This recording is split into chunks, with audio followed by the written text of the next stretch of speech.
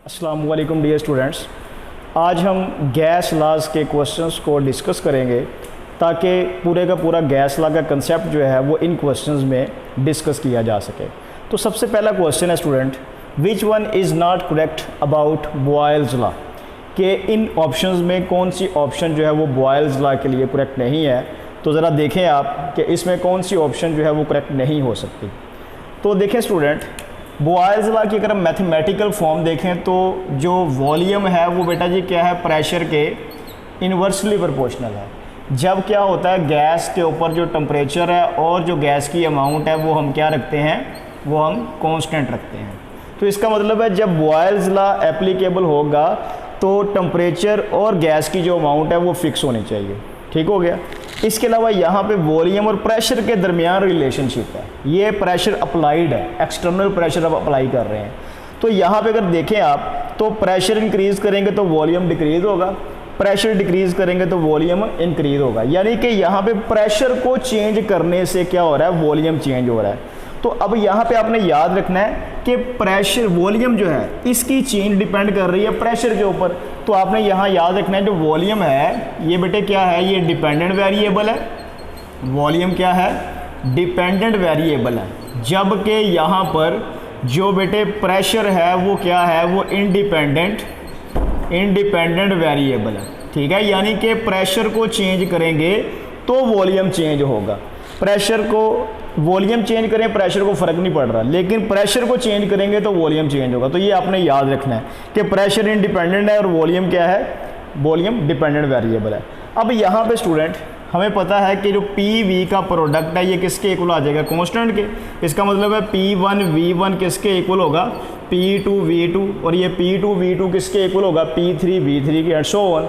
तो अगर इस रिलेशनशिप को रीअरेंज किया जाए तो ये क्या बन जाएगा, V1 ओवर V2, और ये किसके इक्वल आ गया, P2 ओवर P1 के। ये V2 इधर आके डिवाइड हो गया और P1 इधर आके डिवाइड हो गया। तो ये रिलेशनशिप, तो अब आपके सामने ये सारी डिस्कशन हो गई है। अब हम यहाँ पे देखते हैं ऑप्शन अल्फा ऑप्शन। तो alpha option V1 over V2 किसके इक्वल है, P2 और P1। तो यही रिलेशनशिप बन रहा है, इसका मतलब है ये करेक्ट है। इसके बाद बीटा क्या है, applicable to ideal gas only. तो ये बात ठीक है, तमाम जो गैस लॉज हैं वो आइडियल गैसेस के ऊपर जो है वो एप्लीकेबल होते हैं। ठीक हो गया। थर्ड बेटा क्या है कि applicable at fix temperature and n number of moles. तो ये बात भी ठीक है कि जब गैस की अमाउंट और टेम्परेचर कांस्टेंट होंगे तो फिर हम बॉयल्स लॉ को जो है वो डिस्कस करते हैं, इस रिलेशनशिप को। फोर्थ क्या है कि pressure is dependent and volume is independent variable. तो अभी हमने डिस्कस किया है कि प्रेशर चेंज करेंगे तो वॉल्यूम चेंज होगा। तो मतलब क्या है कि वॉल्यूम डिपेंड कर रहा है किसके ऊपर, प्रेशर के ऊपर। इसलिए वॉल्यूम क्या है, वॉल्यूम डिपेंडेंट वेरिएबल है और प्रेशर इंडिपेंडेंट वेरिएबल है। तो यहाँ पे जो बेस्ट आंसर बनता है वो क्या होगा, वो हमारा वो डेल्टा आंसर होगा। बात की समझ लगी स्टूडेंट। तो ये था हमारा जी। तो स्टूडेंट नेक्स्ट क्वेश्चन है, फॉलो द गिवन ग्राफ। ये हमें ग्राफ गिवन है, बहुत ही इंपॉर्टेंट ये क्वेश्चन है। इस ग्राफ में उसने ये पूछा है कि what will be correct relation between T1 T2 T3। ये जो टेम्परेचर है T1 T2 और T3, इनमें क्या रिलेशनशिप है। पहली बात तो ये है, जो ग्राफ है ये कांस्टेंट टेम्परेचर पे ड्रॉ किया गया। ठीक हो गया। और कांस्टेंट टेम्परेचर पे जो कर्व हमें हासिल हो रही है इसे हम क्या बोलते हैं, आइसोथर्म। तो यहाँ पे ये 3 आइसोथर्म बनी हुई हैं। उसने ये पूछा है कि इन तीनों के दरमियान जो टेम्परेचर है इनके दरमियान रिलेशनशिप क्या है। तो बेटे याद आपने रखना है कि प्रेशर को अगर आप इंक्रीज़ करते हैं तो फिर वॉल्यूम क्या होगा, डिक्रीज़ होगा। यहाँ पे देखें ये प्रेशर की वैल्यू बढ़ रही है और वॉल्यूम की वैल्यू क्या हो रही है, वॉल्यूम की वैल्यू डिक्रीज़ हो रही है। ठीक है, तो ये हमें समझ आ गई कि प्रेशर इंक्रीज़ करने से वॉल्यूम क्या होगा, डिक्रीज़ होगा। लेकिन हमें ये पता है कि टेम्परेचर अगर इंक्रीज़ करेंगे तो फिर वॉल्यूम भी क्या होगा, वॉल्यूम इंक्रीज़ होगा। सही हो गया। अब सपोज कर लेते हैं कि ये जो T3 है ये है 25 डिग्री सेंटीग्रेड। 25 डिग्री सेंटीग्रेड पर वॉल्यूम की वैल्यू क्या होगी, वो यहाँ पे हमारे पास कोई वॉल्यूम की वैल्यू होगी, यानी कि ये आइसोथर्म यहाँ से स्टार्ट होगी। जबकि T2 क्या है, ये 50 डिग्री सेंटीग्रेड पे बनाई गई आइसोथर्म है। तो जब टेम्परेचर इंक्रीज करेंगे अब गैस का वॉल्यूम क्या हो जाएगा, पहले से बढ़ जाएगा। तो फिर ये कर्व कहाँ से स्टार्ट हो रही है, ये यहाँ से स्टार्ट हो रही है, यानी कि वॉल्यूम पहले से बढ़ गया। जबकि T3 ये कितना है जी, 75 डिग्री सेंटीग्रेड पे आपने ड्रॉ की है। तो इसका मतलब है ये कर्व यहाँ से सबसे ऊपर से स्टार्ट होगी, यहाँ से स्टार्ट होगी। कहने का मतलब ये है कि टेम्परेचर बढ़ेगा तो आइसोथर्म क्या है, एक्सिस से अवे होगी। ये पॉइंट आपने याद रखना है कि टेम्परेचर अगर इंक्रीज होगा तो जो आइसोथर्म है वो बेटे क्या होगी, वो अवे मूव करेगी फ्रॉम एक्सिस, वो एक्सिस से अवे मूव करेगी। तो यहाँ पे फिर करेक्ट रिलेशनशिप क्या बन रहा है कि जो T1 है उसकी वैल्यू सबसे ज़्यादा है, T2 की उससे कम है और T3 की सबसे कम है।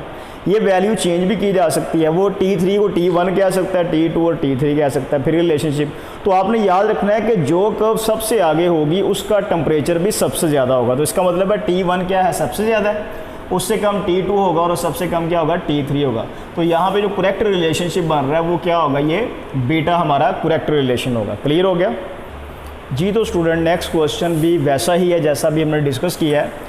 Follow the given graph between pressure and 1/V at different temperatures. Pressure और 1/V के दरमियान रिलेशनशिप है। अब स्टूडेंट आपने याद रखना है ये वाला पॉइंट कि 1/V का मतलब क्या है कि अगर ये क्या है 1/2 है, 1/3 है, 1/4 है, 1/5 है, 1/6 है, यानी कि इनवर्स में वैल्यू बढ़ रही है। इनवर्स में वैल्यू जितनी ज़्यादा बढ़ रही है इसका मतलब है कि वो वैल्यू उतनी ही क्या होती जा रही है, छोटी होती जा रही है। तो कहने का मतलब ये है कि प्रेशर का 1/V के साथ रिलेशनशिप क्या है बेटे, डायरेक्ट है कि प्रेशर इंक्रीज़ करेंगे, प्रेशर को अगर आप क्या करते हैं, इंक्रीज़ करते हैं, तो फिर 1/V की वैल्यू भी क्या होगी, इंक्रीज़ होगी। कहने का मतलब ये है कि प्रेशर बढ़ाने से वॉल्यूम कम ही हो रहा है। अगर 1/V की वैल्यू बढ़ रही है तो वॉल्यूम क्या होगा, कम हो रहा है। तो इस केस में जो हमें कर्व हासिल होगी वो क्या होगी, वो इस तरह राइजिंग कर्व हासिल होगी। ये ज़ीरो से स्टार्ट इसलिए नहीं हो रही क्योंकि रियल गैसेस के लिए वॉल्यूम जो है वो ज़ीरो पॉसिबल नहीं है। क्लियर हो गया। अब यहाँ पे स्टूडेंट ये तो हमें पता चल गया कि ये राइजिंग कर्व है। ये भी हमसे पूछी जा सकती है कि अगर प्रेशर इंक्रीज़ करेंगे तो 1/V की वैल्यू भी इंक्रीज़ होगी, ठीक है। और यहाँ पे जो ग्राफ बनेगा वो क्या होगा, राइजिंग कर्व होगी। अब यहाँ पे T1, T2 और T3 में रिलेशनशिप क्या है। अब स्टूडेंट हमें पता है कि टेम्परेचर अगर बढ़ाएंगे तो फिर वॉल्यूम की वैल्यू भी क्या होगी, बढ़ेगी। तो वॉल्यूम अगर बढ़ेगा तो फिर ये 1/V की वैल्यू बढ़ेगी या कम होगी, 1/V की वैल्यू कम होगी। क्यों, क्योंकि स्टूडेंट इस तरफ क्या है कि 1/V की वैल्यू बढ़ रही है। इसका मतलब ये है कि वॉल्यूम क्या हो रहा है, वॉल्यूम कम हो रहा है। और इस तरफ क्या है कि 1/V की वैल्यू डिक्रीज हो रही है। इसका मतलब क्या है कि वॉल्यूम बढ़ रहा है।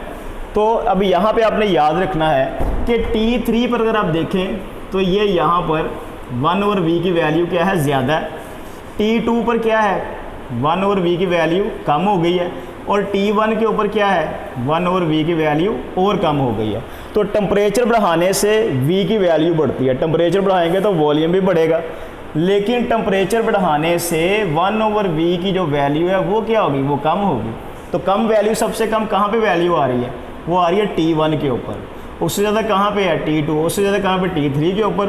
तो इसका मतलब है जो T1 होगा ये सबसे ज़्यादा टेम्परेचर होगा, ठीक है। और उससे कम T2 और सबसे कम कौन सा होगा, T3 होगा। तो यहाँ पे जो बेस्ट आंसर बनता है वो क्या होगा, वो अल्फ़ा होगा। तो ये पॉइंट स्टूडेंट आपने याद रखना है जी। तो स्टूडेंट बॉयल्स लॉ के ग्राफ का नेक्स्ट क्वेश्चन मोस्ट इंपॉर्टेंट, हमें ये ग्राफ गिवन है। उसने पूछा है कि यहाँ पे what will be correct relation between N1, N2, N3।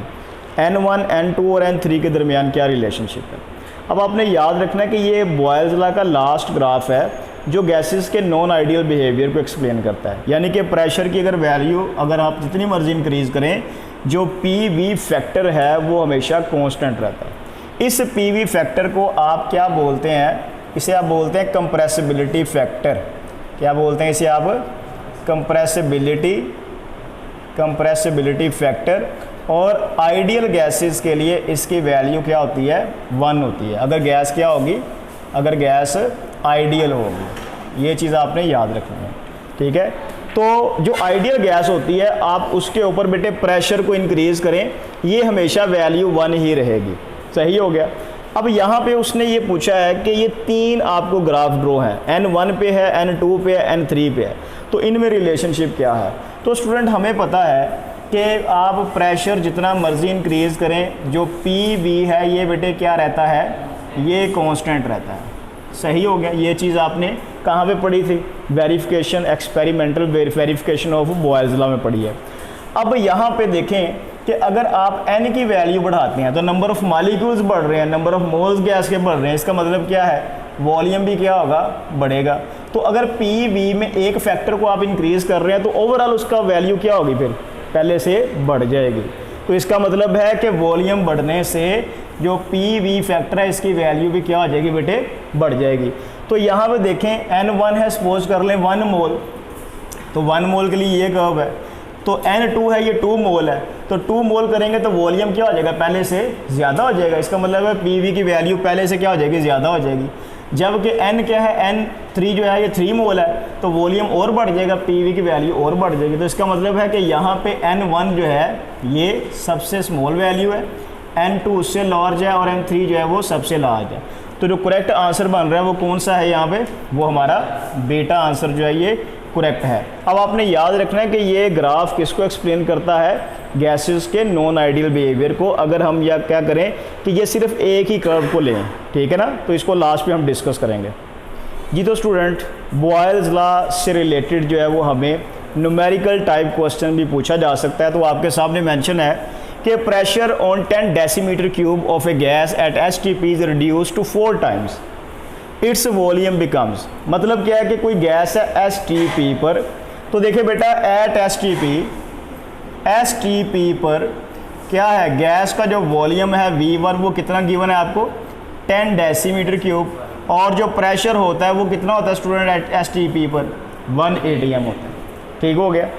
अब वो क्या कहता है कि प्रेशर को हमने 4 गुना कम कर दिया, ठीक है, तो वॉल्यूम बताएं क्या होगा। V2 हमने फाइंड करना है, प्रेशर आपने रिड्यूस करके कितना कर दिया, 1/4 कर दिया है, ठीक है, 1/4 atm कर दिया। तो अब हमें पता है बेटा जी कि P1 V1 किसके इक्वल है, P2 V2 के इक्वल है। तो V2 हमने फाइंड करना है, तो V2 किसके इक्वल आ जाएगा, P1 V1 ओवर P2। तो यहाँ पे बेटा P1 की वैल्यू क्या है, 1, और V1 की वैल्यू क्या है, 10, और इसी तरह स्टूडेंट P2 की वैल्यू क्या है, P2 की वैल्यू 1/4 है जी। तो अब क्या करेंगे हम, ये 1/4 का 4 जो है वो ऊपर जाके क्या हो जाएगा, मल्टीप्लाई हो जाएगा। तो V2 की वैल्यू बेटा जी क्या आ जाएगी, 1 × 10 × 4 is equal to 40 decimetre cube. Clear है। तो यहाँ पे फिर आंसर क्या आएगा, चार्ली हमारा आंसर होगा 40 डेसीमीटर क्यूब।